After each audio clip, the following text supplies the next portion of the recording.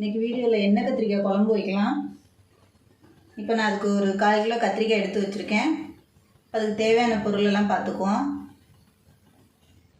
இப்போ இதுக்கு வந்து நான் ஒரு 2 தக்காளி எடுத்து வச்சுருக்கேன், மீடியம் சைஸ் தக்காளி.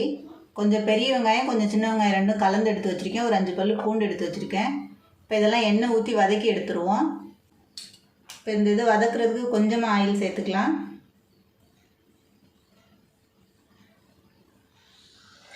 சும்மா லைட்டாக ஒரு 2 ஸ்பூன் அளவுக்கு சேர்த்துக்கிறோங்க, ரொம்ப வேண்டாம். இப்போ இதில் வந்து வெங்காயத்தை சேர்த்துக்குவோம். அதில்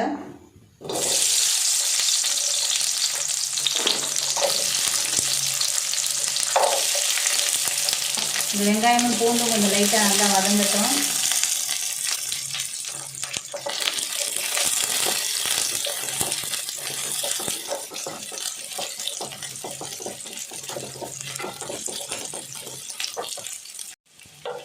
இப்போ வெங்காயம் ஓரளவுக்கு வதங்கிடுச்சு. இதில் வந்து தக்காளியை சேர்த்துக்குவோம்.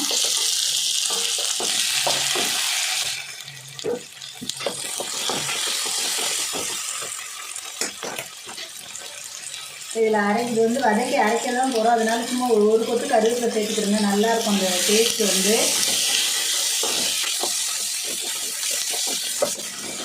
இது நல்லா பச்சை வாசனை போகிற அளவுக்கு வதக்கணும். இதுலேயே வந்து மசாலாவும் நம்ம சேர்த்து வந்து வதக்கிடுவோம்.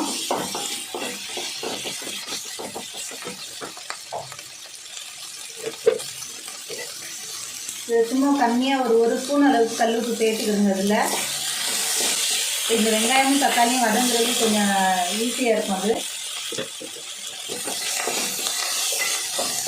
அடுப்பை கொஞ்சம் சிம்மில் வச்சுக்கிறோங்க. இப்போ நம்ம இதுக்கு தேவையான மசாலாவெல்லாம் சேர்த்துக்கலாம்.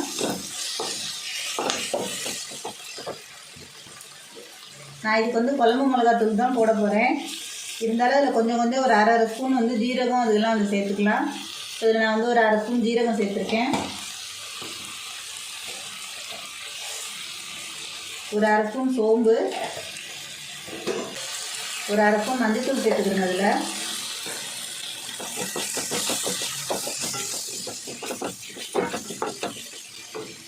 இப்போ இதில் வந்து காரத்துக்கு தேவையான மசாலாவெல்லாம் சேர்த்துக்குவோம்.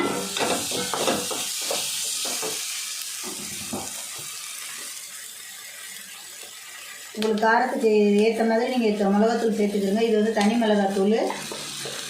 நான் வந்து ஒரு 2 ஸ்பூன் சேர்த்துருக்கேன். அதில்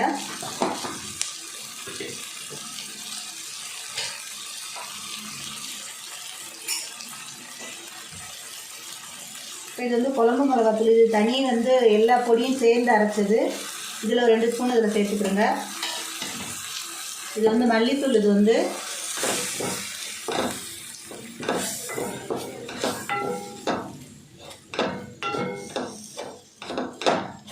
இப்போ நல்லா பச்சை வாசனை போகிற லெவலுக்கு அது வந்து அந்த தக்காளியை அப்படியே வதக்கிட்டிங்கன்னா அந்த மசாலா எல்லாம் ஒன்று சேர்ந்துடும்.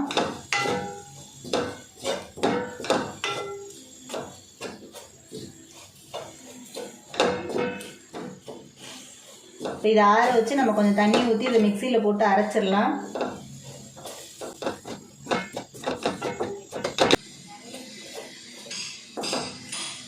இதில் கொஞ்சம் மிளகு சேர்த்துக்கிறோங்க, நல்லாயிருக்கும். இதில் ஒரு அரை ஸ்பூன் மிளகு சேர்த்துக்குவோம். அதில் இப்போ இதெல்லாம் நல்லா ஆற வச்சு நம்ம வந்து அரைச்சி எடுத்துடலாம் இதை மிக்ஸி ஜாரில். இப்போ இதை ஆறட்டும். இப்போ இதை ஆற வச்சு நல்லா நைஸாக அரைச்சாச்சு. இப்போ நான் இந்த மாதிரி கத்திரிக்காய் வந்து கட் பண்ணி எடுத்து வச்சுருக்கேன். இந்த மாதிரி 4ஆக கட் பண்ணிக்கிறோங்க, முழுசாக இது பண்ணிடுறாமல். அதில் வந்து பூச்சி இருக்கா அப்படிங்கிறத வந்து பார்த்துக்கிறோங்க. உள்ளே வந்து பூச்சி எதுவும் இல்லாத லெவலுக்கு நீங்கள் கரெக்டாக அதை பார்த்துக்கிறோங்க. நம்ம எப்போ சமைக்கிறோமோ அப்போ கத்திரிக்காய் கட் பண்ணால் போதும், இல்லைன்னா கருத்துரும் கத்திரிக்காய் வந்து. இப்போ நம்ம அரைச்சி வச்சுருக்க மசாலா வந்து இதில் கொஞ்சம் உள்ளே எடுத்து வச்சிடலாம். மீதி மசாலா வந்து நம்ம குழம்பு வைக்கிறதுக்கு வந்து வச்சுக்குவோம். இப்போ இதுக்குள்ளே எடுத்து வச்சிடலாம் அந்த மசாலாவெலாம்.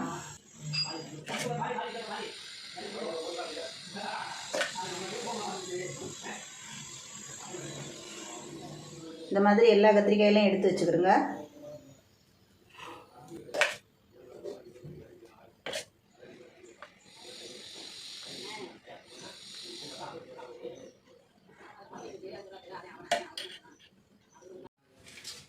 இப்போ கத்திரிக்காய் ஃபுல்லாக இந்த மாதிரி மசாலா வந்து உள்ளே போட்டு வச்சுருக்கேன். இப்போ இதில் நம்ம கொஞ்சமாக எண்ணெய் ஊற்றி இந்த கத்திரிக்காய் ஃபுல்லாக நல்லா வதக்கி எடுத்துடலாம்.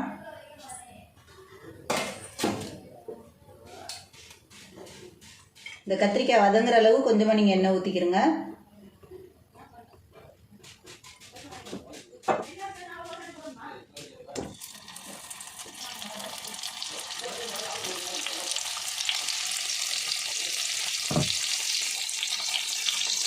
இதை ஒரு மூடி போட்டு ஒரு 5 நிமிஷம் நல்லா கத்திரிக்காய் வதங்கட்டும். வதங்கினதுக்கப்புறம் அதை திருப்பி விடலாம். ஒரு பக்கம் நல்லா வதங்கிடுச்சுன்னா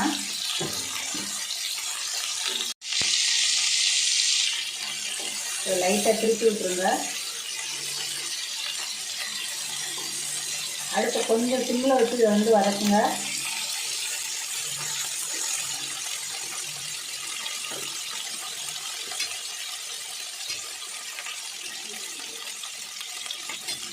இது ஒரு 5 நிமிஷம் வதங்கினா போதும். இந்த கத்திரிக்காய் ஓரளவுக்கு நல்லா கத்திரிக்காய் வதங்கிடுச்சு.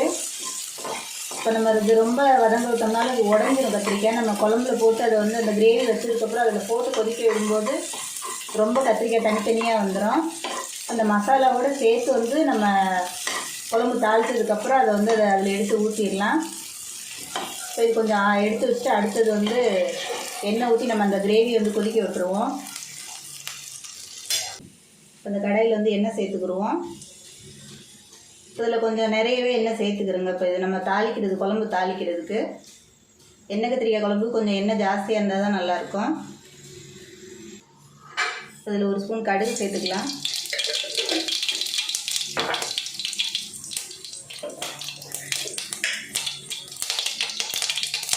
கொஞ்சமாக வெந்தயம் சேர்த்துக்கிறோங்க.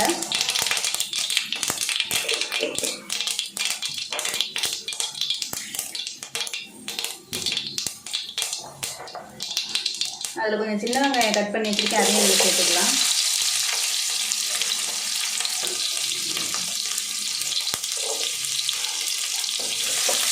நம்ம பூண்டு ஏற்கனவே நம்ம வதக்கி அரைக்கிறதுல அரைச்சாச்சு, அதனால் இதில் பூண்டு வேண்டாம். கொஞ்சம் கருவேப்பிலை,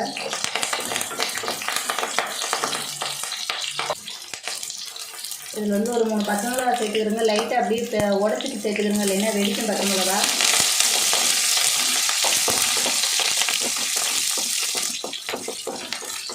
அது வெங்காயம் நல்லா வதங்கட்டும். வதங்கினதுக்கப்புறம் தான் நம்ம அரைச்சி வச்சுருக்க மசாலா வந்து இதில் சேர்த்துக்கணும். அந்த வெங்காயத்தோடு கொஞ்சம் உப்பு சேர்த்துக்கிறோங்க.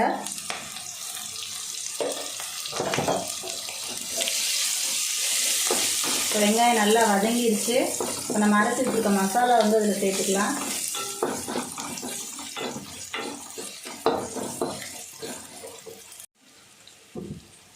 இப்போ நம்ம அரைச்சி வச்சுருக்க மசாலா வந்து அதில் வந்து சேர்த்துக்கிறோங்க.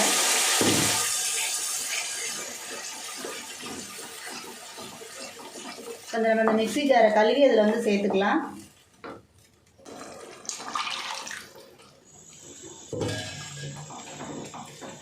இப்போ இது கொதிக்கும் போதே நான் ஒரு எலுமிச்சம்பழம் சைஸ்க்கு வந்து புளி ஊற வச்சுருக்கேன்.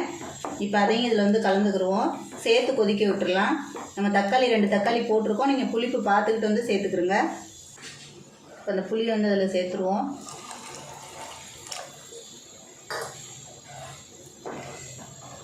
உங்களுக்கு எவ்வளோ திக்னஸ் வேணும் அப்படிங்கிறத வந்து பார்த்துக்கிறோங்க. நான் வந்து இது வந்து ஒரு 1/4 கிலோ கத்திரிக்காய்க்கு உள்ள அளவு இது வந்து, அதனால் இது கொதிக்கும் போது நமக்கு கரெக்டாக ஒரு அளவு. இதை உப்பு பார்த்துட்டு நம்ம மூடி போட்டு இதை வந்து கொதிக்க வச்சிடலாம்.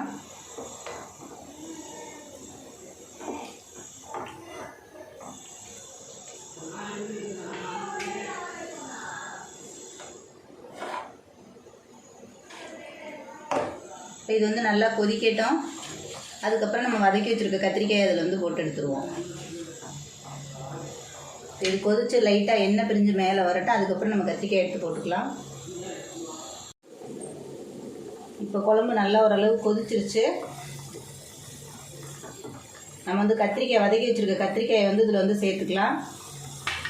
இப்போ இதில் எல்லோரும் வதக்கும்போது கொஞ்சம் தேங்காய் சேர்த்துக்கிடுவாங்க. நான் வந்து இந்த எண்ணெய் கத்திரிக்காய்க்கு வந்து தேங்காய் சேர்க்க மாட்டேன். அந்த மாதிரி செஞ்சால் கொஞ்சம் இனிப்பாக இருக்க மாதிரி இருக்கும். நீங்கள் தேங்காய் ஊற்றாமல் செஞ்சு பாருங்கள், நல்லாயிருக்கும். டேஸ்ட்டு சூப்பராக இருக்கும்.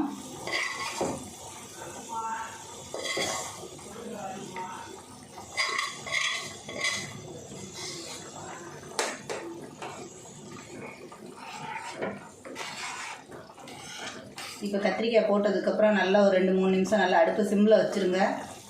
காய் உள்ள மசாலாவெலாம் நல்லா வேகட்டும். எண்ணெய் நல்லா பிரிஞ்சு வந்ததுக்கப்புறம் அடுப்பு ஆஃப் பண்ணிக்கலாம்.